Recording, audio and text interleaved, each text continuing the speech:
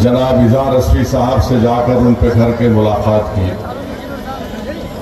और एक दिन पहले हमारे गुड्डू भाई साहब बादशाह बाबू जिसको कहते हैं उनसे मेरी मुलाकात हुई तो मैंने बड़ी बेतकल्लुफ़ी के साथ उनसे कहा बादशाह बाबू मुलाकात तो हो गई, घर में खाना कब खिलाओगे? तो उन्होंने कहा कि आप कब आना चाहते हैं? मैंने कहा कल आऊँगा मैं। और कल रात में जाकर इज़ार अस्वी साहब से मेरी मुलाकात हुई।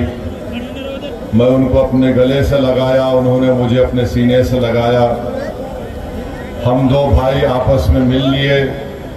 मुझे उनसे कुछ शिकायत करना था, मैंने उनके सामने शिकायत कर दी और फिर मैंने उनसे कहा कि इज़ार अस्वी साहब, मेरा दिल हमेशा साफ था और साफ ही रहेगा।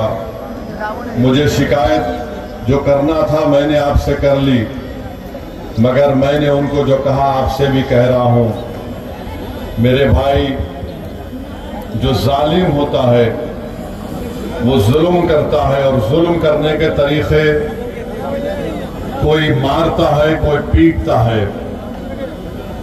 और जालिम कभी ये भी करता है कि जब उसको दिखता है कि अवाम में उसके खिलाफ एक तूफान उमड़ रहा है और जब जालिम को नजर आ गया कि सीमांचल की जनता अब अपने तौर पर नेता बनने जा रही है, सीमांचल की जनता मजलिस के परचम को उठा ली है और सीमांचल की जनता ने अपने वोट से अपने नुमाइंदे को कामयाब कर लिया, तो पटना में बैठने वाले जालिम, जिसमें राजद के भी लोग हैं, बीजेपी के भी हैं, आरएसएस के भी लोग हैं, जो कभी नहीं चाहते हैं कि सीमांचल की जनता खुद अपने मुकद्दर के फैसले करे। वो यही चाहते हैं कि सीमांचल की जनता गरीबी और कस्मपुरसी के आलम में अपनी जिंदगी गुजारे। वो कभी नहीं चाहते कि सीमांचल के बच्चों के लिए स्कूल का इंतजाम हो जाए, कॉलेजेस का इंतजाम हो जाए। वो कभी नहीं चाहते कि नदी के कटाव का काम हो जाए। वो कभी नहीं चाहेंगे कि सीमांचल से इंसाफ मिलना शुरू हो जाए। इसीलिए उन जालिम ताकतों ने, जहनों ने मजलिस इत्तेहादुल मुस्लिमीन के 4 एमएलए को मजलिस से तोड़ा। और सबसे बड़ा इसमें मुजरिम तेजस्वी यादव और आरएसएस के बाद अगर कोई है तो जो कि हार्ट का वो शाहनवाज है।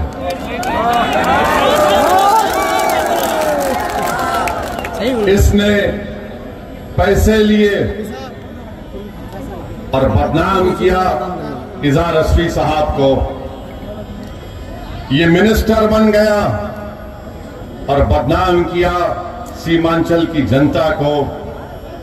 मैं इज़ार अस्वी साहब से भी मेरी बात हुई, मगर आपको मालूम कि क्यों तेजस्वी यादव ने शाहनवाज को टिकट दिया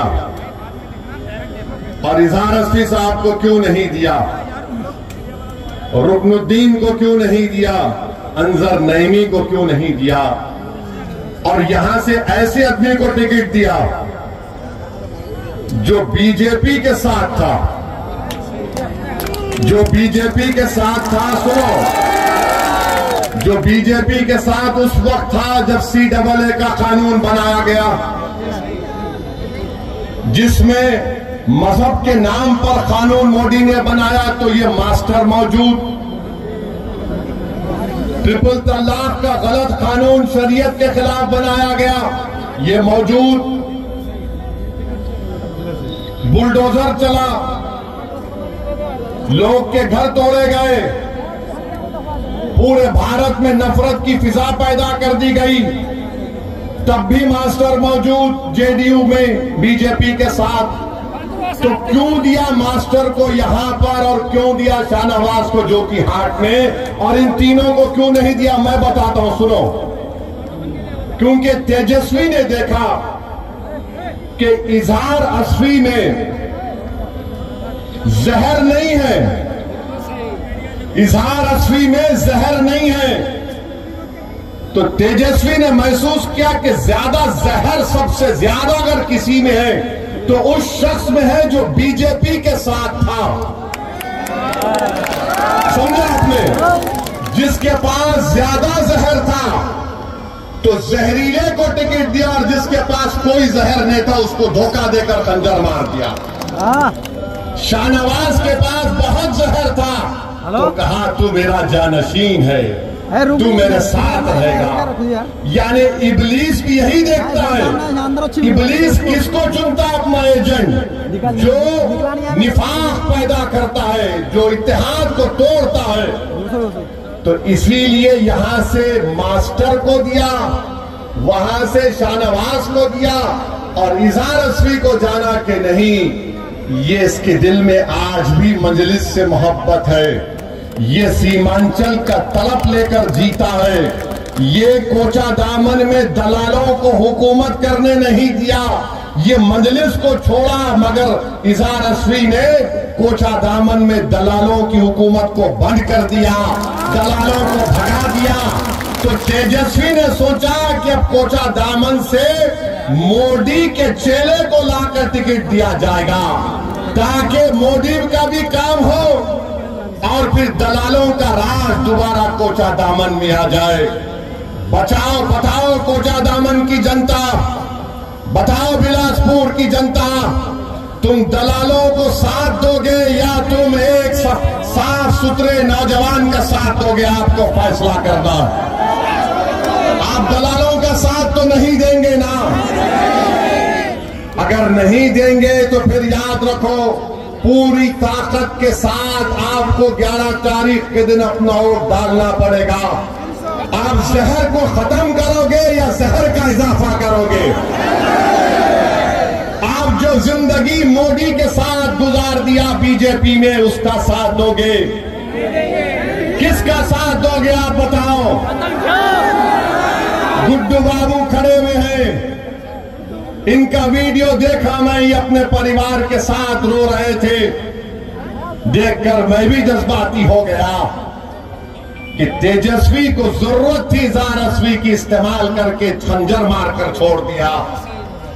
मैं फोन करके इजहार असवी साहब गुड्डू बाबू से मिला और इजहार असवी साहब के घर जाकर उनसे मुलाकात किया। तेजस्वी तुम एक बात सुन लो, तुमने इजहार असवी को छोड़ा, ना कोचा दामन ने इजहार असवी को छोड़ा, ना ओवैसी ने इजहार असवी को छोड़ा। हम इजहार असवी का साथ देंगे। कल जब घर से निकल रहा था तो मैंने कहा हाजी साहब अब तुमको कहीं जाने नहीं दूंगा मैं, अब तुमको मेरे साथ रखूंगा हाजी साहब। अगर मैं दुनिया से जाऊंगा हाजी साहब तो तुम्हारे कंधे पर तुम मेरा जनाजा लेकर जाना। अब यहां से कोई रास्ता नहीं हाजी साहब। तो इजहार असवी साहब ने कहा कि बिल्कुल सही है, हमको धोखा दिया और हमको इस्तेमाल किया। तो मेरे अजीज दोस्तों और बुजुर्गों, पहचानो इन लोगों को, उनको टिकट देते हैं जो ट्रिपल तलाक के वक्त, CAA के कानून के वक्त बुलडोजर चल रहा है, एनकाउंटर हो रहा है, तमाम मुल्क में मस्जिदों पर हमले हो रहे हैं, केसेस बुक हो रहे हैं। ऐसे आदमी को लाकर तेजस्वी ने अपना टिकट दिया है। सोच समझ कर कोचा दामन की जनता अपना वोट का इस्तेमाल करना, और ये कोचा दामन मजलिस का है और हमेशा रहेगा इंशाअल्लाह। पिछले पार्लियामेंट के चुनाव में आपने अख्तर उल ईमान को, मजलिस को 65,490 वोट दिए। 5 साल पहले मजलिस के उम्मीदवार जनाब इजहार असवी साहब को आपने 79,890 वोट दिया था। तो पार्लियामेंट में भी यहां से अख्तर उल ईमान को लीड आई, असेंबली में भी मजलिस को लीड आई। मास्टर इंशाअल्लाह तू हारेगा।